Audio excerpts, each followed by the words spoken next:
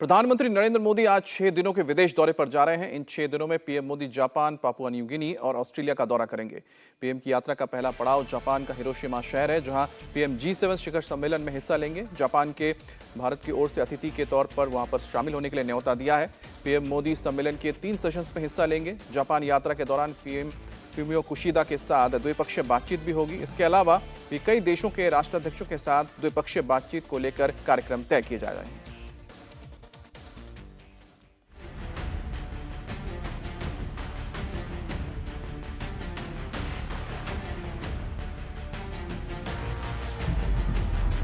इस बार दुनिया के ताकतवर देशों के नेता उस हिरोशिमा शहर में मिल रहे हैं जहां मानव सभ्यता ने अब तक का सबसे बड़ा परमाणु विध्वंस देखा था।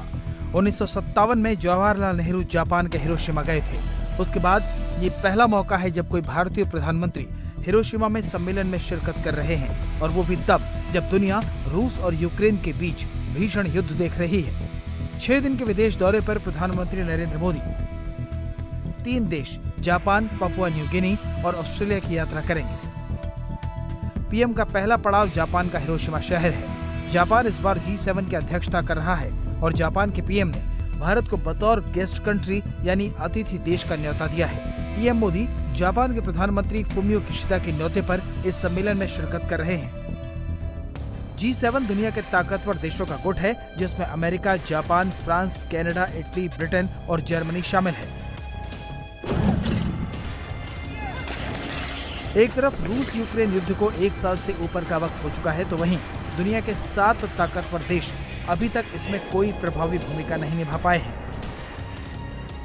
3 दिन तक चलने वाली इस बैठक के एजेंडे में इस बार सुरक्षा, परमाणु निरस्त्रीकरण, आर्थिक सुरक्षा, क्षेत्रीय मुद्दे, जलवायु परिवर्तन, खाद्य और स्वास्थ्य के साथ साथ विकास, डिजिटाइजेशन, विज्ञान और प्रौद्योगिकी जैसे मुद्दे हैं। G7 सम्मेलन के तहत प्रधानमंत्री मोदी 3 ऑफिशियल सेशन में हिस्सा लेंगे। पहले 2 सेशन 20 मई को होंगे, जबकि 21 मई को तीसरा और आखिरी सेशन होगा। The 2 structural sessions on the 20th are, first one that relates to food, health, development and gender equality. The second session is on climate, energy and environment. And the third session on 21st of May is titled Towards Peaceful, Stable and Prosperous World. India's regular participation at the G7 summits clearly points to increasing recognition that India should be a part of any serious effort to resolve global challenges, including those of peace, security, development and environment. अपने दौरे में PM Modi का कई देशों के नेताओं के साथ द्विपक्षीय मुलाकातों का भी कार्यक्रम है, जिसे अंतिम रूप दिया जा रहा है। इस बार ऑस्ट्रेलिया में क्वाड समिट होना था, लेकिन अमेरिका के राष्ट्रपति के आखिरी पलों में ऑस्ट्रेलिया का दौरा रद्द होने से अब क्वाड समिट को हिरोशिमा में ही करवाने की तैयारी चल रही है। ये प्रयास क्वाड के चारों देश कर रहे हैं कि हिरोशिमा में चारों नेताओं की शीर्ष नेताओं की उपस्थिति का फायदा उठाते हुए क्वाड की जो शिखर वार्ता है वो हिरोशिमा में की जाए।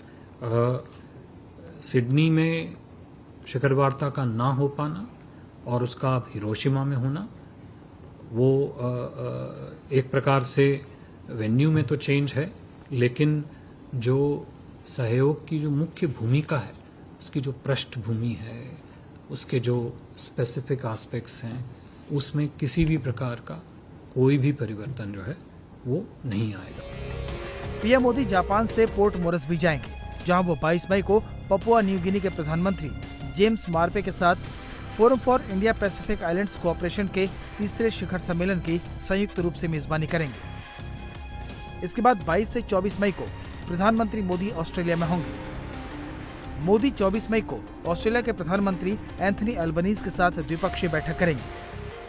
23 मई को सिडनी में एक सामुदायिक कार्यक्रम में ऑस्ट्रेलियाई कंपनियों के मुख्य कार्यकारी अधिकारियों और प्रमुख कारोबारियों के साथ बातचीत करेंगे। 23 मई को ही पीएम मोदी भारतीय समुदाय के लोगों को संबोधित भी करेंगे।